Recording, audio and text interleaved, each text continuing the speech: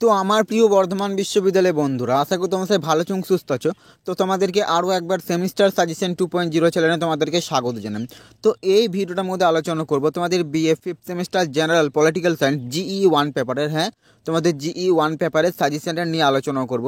তোমরা অনেক দিন থেকে আমাকে কমেন্টে বলছিলে স্যার আমাদের পলিটিক্যাল সায়েন্স জিই 1 পেপারের সাজেশনটা দেন। তো তোমাদেরই কথা মতো এই ভিডিওটার মধ্যে তোমাদের BA fifth semester general political science GE 1 পেপারের সাজেশনটা নিয়ে চলে এলাম এবং সাজেশনটা নিয়ে আলোচনা করবো। এর আগে তোমাদেরকে প্রথমেই জানিয়ে দিই, তোমরা যদি পলিটিক্যাল সায়েন্স জিই 1 পেপারের সমস্ত প্রশ্নের উত্তরের পিডিএফগুলো সংগ্রহ করতে চাও, সে তুমি প্রশ্নমান 10ই বলো, প্রশ্নমান 5ই বলো, এবং তোমাদের যে শর্ট প্রশ্ন করতে সমস্ত প্রশ্নের উত্তরের পিডিএফগুলো যদি সংগ্রহ করতে চাও, অতি অবশ্যই দেখো নিচে যে হোয়াটসঅ্যাপ নাম্বার দিচ্ছি, এই হোয়াটসঅ্যাপ নাম্বারে যোগাযোগ করবে। মাত্র 50 টাকা পেমেন্ট করতে হবে এবং তোমরা জিই 1 পলিটিক্যাল সায়েন্স পেপারের সমস্ত প্রশ্নের উত্তর পেয়ে যাবে। সে তুমি প্রশ্নমান 10ই বলো, 5ই বলো, এবং তোমাদের যে শর্ট প্রশ্ন করতে সমস্ত প্রশ্নের উত্তর পেয়ে যাবে। তো অতি অবশ্যই নিচে যে হোয়াটসঅ্যাপ নাম্বার দিচ্ছি, এই হোয়াটসঅ্যাপ নাম্বারে যোগাযোগ করবে। এবং তোমাদের যে আরও কোনো সাবজেক্টের পিডিএফ প্রয়োজন হয়, তো অতি অবশ্যই নিচে যে হোয়াটসঅ্যাপ নাম্বার দিচ্ছি, এই হোয়াটসঅ্যাপ নাম্বারে যোগাযোগ করবে। তো চলো এবারে দেখে নেওয়া যাক পলিটিক্যাল সায়েন্স জিই 1 পেপারের সাজেশনটা দেখে নেওয়া যাক। চলো দেখে নেওয়া যাক। তো দেখো, তোমাদের BA fifth semester general political science GE 1 suggestion 2024-2025, তোমরা নিশ্চয়ই জানি যে সাজেশনের 2024 সালে দিচ্ছি, কিন্তু তোমাদের এক্সামটা হবে 2025-এ। তোমাদের পেপার হচ্ছে জিই 1 বর্ধমান ইউনিভার্সিটি, এবং এই ভিডিওটার মধ্যে তোমাদের পোস্টমান 5 এবং পোস্টমান 10 উভয়ের সাজেশনটা নিয়ে আলোচনা করবো। তো চলো এবারে প্রশ্নগুলো দেখে নেওয়া যাক। তো চলো দেখো। তো দেখো বন্ধুরা, পোস্টমান 10-এর আমি মোট 60টি প্রশ্ন দিচ্ছি, এবং এই 60টি প্রশ্নের মধ্যে কোন প্রশ্নগুলো বেশি গুরুত্বপূর্ণ সেটাও তোমাদেরকে এই ভিডিওটার মাধ্যমে বলে দেবো। কাজেই তোমরা ভিডিওটা প্রথম থেকে শেষ অবধি ভালো করে শোনো, ভিডিওটা ভুলেও কি স্কিপ করে শোনো না, এবং কোন প্রশ্নগুলো বেশি গুরুত্বপূর্ণ সেটাও জেনে না। তো দেখো, প্রথমের প্রশ্নটা রয়েছে পোস্টমান 10-এর প্রথমের প্রশ্ন হচ্ছে, প্রাচীন ভারতীয় রাষ্ট্রচিন্তার মূল বৈশিষ্ট্যগুলি আলোচনা করুন। প্রাচীন ভারতীয় রাষ্ট্রচিন্তার যে মূল বৈশিষ্ট্যগুলো রয়েছে সেটা আলোচনা করতে হবে।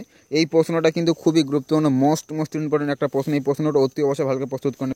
তো দেখো, 2 নম্বর গুরুত্বপূর্ণ প্রশ্ন হচ্ছে, মহাত্মা গান্ধীর সত্যাগ্রহ ধারণাটির ওপর একটি নিবন্ধ লেখন। মহাত্মা গান্ধীর সত্যাগ্রহ ধারণাটির উপর একটি নিবন্ধ লেখন, এবং গান্ধীর আত্মজীবনী সম্পূর্ণ নাম কি? গান্ধীর আত্মজীবনী সম্পূর্ণ নাম কি?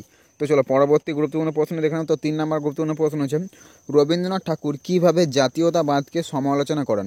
রবীন্দ্রনাথ ঠাকুর জাতীয়তাবাদকে কীভাবে সমালোচনা করেছিলেন সেটা সম্বন্ধে তোমাদের আলোচনা করতে হবে। এবং 4 নম্বর গুরুত্বপূর্ণ প্রশ্ন হচ্ছে, কৌটিল্যের সপ্তাঙ্গ তত্ত্বের ওপর সমালোচনামূলক টিকা লেখন। কৌটিল্যের সপ্তাঙ্গ তত্ত্বের ওপর সমালোচনামূলক একটি টিকা লিখবে। তো চলো পরবর্তী গুরুত্বপূর্ণ প্রশ্ন হচ্ছে, তো দেখো 5 নম্বর প্রশ্ন রয়েছে, দণ্ড বলতে কী বোঝায়? কৌটিল্যে প্রবর্তিত দণ্ডনীতির মূল বৈশিষ্ট্যগুলি আলোচনা করো। তো কৌটিল্যের সপ্তাঙ্গ তত্ত্ব এবং দণ্ডনীতি, এই দুটির মধ্যে কিন্তু প্রত্যেক বছরই একটা না একটা প্রশ্ন ফেলি। এই বছরই কিন্তু একটা না একটা প্রশ্ন আসবে, প্রশ্নমান 5 হোক বা প্রশ্নমান 10 হোক, উভয়ের জন্য কিন্তু এই দুটো প্রশ্নের মধ্যে একটা প্রশ্ন কিন্তু পরীক্ষাতে আসার প্রবল সম্ভাবনা আছে। কাজে এই দুটি প্রশ্ন অতি অবশ্যই ভালো করে প্রস্তুত করবে। এখান থেকে তোমরা কিন্তু একটা 100% কমন পেয়ে যাবে। তো অতি অবশ্যই এই দুটি প্রশ্ন ভালোভাবে প্রস্তুত করে নেবে। তো চলো পরবর্তী গুরুত্বপূর্ণ প্রশ্ন দেখে নেওয়া যাক। এবং 6 নম্বর গুরুত্বপূর্ণ প্রশ্ন হচ্ছে, বঙ্কিমচন্দ্রের জাতীয়তাবাদ ধারণার উপর একটি টিকা লেখো। বঙ্কিমচন্দ্রের জাতীয়তাবাদ ধারণার উপর একটি টিকা লিখতে হবে। প্রশ্নমান 10-এর শেষ প্রশ্ন অর্থাৎ 7 নম্বর প্রশ্ন হচ্ছে, একজন আধুনিক চিন্তাবিদ হিসেবে রামমোহনের অবদান আলোচনা করো। একজন আধুনিক চিন্তাবিদ হিসেবে রামমোহনের অবদানটা আলোচনা করতে হবে। দেখো, প্রশ্নমান 10-এর আমি মোট এই 60টি প্রশ্ন দিচ্ছি, এবং প্রথমে যে 5টি প্রশ্ন দিচ্ছি ওই 5টি প্রশ্ন এই বছর পরীক্ষার জন্য সবথেকে গুরুত্বপূর্ণ, অর্থাৎ মোস্ট ইম্পর্টেন্ট যে 5টি প্রশ্ন তোমাদেরকে প্রথমে বলেছি, ওই 5টি প্রশ্ন এই বছর পরীক্ষার জন্য অতি অবশ্যই ভালো করে প্রস্তুত করবে। এবং তোমাদের সুবিধার্থে আমি 2টো এক্সট্রা দিচ্ছি, এই 2টো এক্সট্রা অতি অবশ্যই ভালো করে দেখে নেবে, তাহলে তোমাদের প্রশ্নমান 10 নিয়ে কিন্তু আর কোনো সমস্যা হবে না। তো অতি অবশ্যই এই 60টি প্রশ্ন ভালোভাবে প্রস্তুত করে নেবে। এখান থেকে তোমাদের যে পরীক্ষাতে মোট 4টি প্রশ্ন থেকে তার মধ্যে যে 2টি প্রশ্ন পরীক্ষাতে করতে হয় তোমরা 100% কমন পেয়ে যাবে। তো অতি অবশ্যই এই 60টি প্রশ্ন ভালোভাবে প্রস্তুত করে নেবে। তো চলো এবারে প্রশ্নমান 5-এর প্রশ্নগুলো দেখে নেওয়া যাক। তো দেখো, প্রশ্নমান 5-এর প্রথমে প্রশ্ন উঠেছে, ভারতীয় মধ্যযুগীয় মুসলিম রাষ্ট্রচিন্তার মূল বৈশিষ্ট্যগুলি আলোচনা করো। ভারতের মধ্যযুগীয় মুসলিম রাষ্ট্রচিন্তার যে বৈশিষ্ট্যগুলো রয়েছে সেগুলো আলোচনা করতে হবে। তো চলো পরবর্তী গুরুত্বপূর্ণ প্রশ্ন দেখে নেওয়া যাক। তো দেখো, 2 নম্বর গুরুত্বপূর্ণ প্রশ্ন হচ্ছে, রাষ্ট্র সমাজের মধ্যে সম্পর্কটিকে রবীন্দ্রনাথ ঠাকুর কীভাবে ব্যাখ্যা করছেন? রাষ্ট্র সমাজের মধ্যে সম্পর্কটিকে রবীন্দ্রনাথ ঠাকুর কীভাবে ব্যাখ্যা করছেন? রবীন্দ্রনাথের লেখা একটি গ্রন্থের নাম লেখো। তো চলো পরবর্তী গুরুত্বপূর্ণ প্রশ্ন দেখে নেওয়া যাক। অছি ব্যবস্থা সম্পর্কে মহাত্মা গান্ধীর ধারণার উপর একটি সংক্ষিপ্ত টিকা লেখো। অছি ব্যবস্থা সম্পর্কে মহাত্মা গান্ধী যে ধারণা রয়েছে সেটা সম্বন্ধে তোমাদের একটি সংক্ষিপ্ত টিকা লিখতে হবে। তো চলো পরবর্তী গুরুত্বপূর্ণ প্রশ্ন দেখে নেওয়া যাক।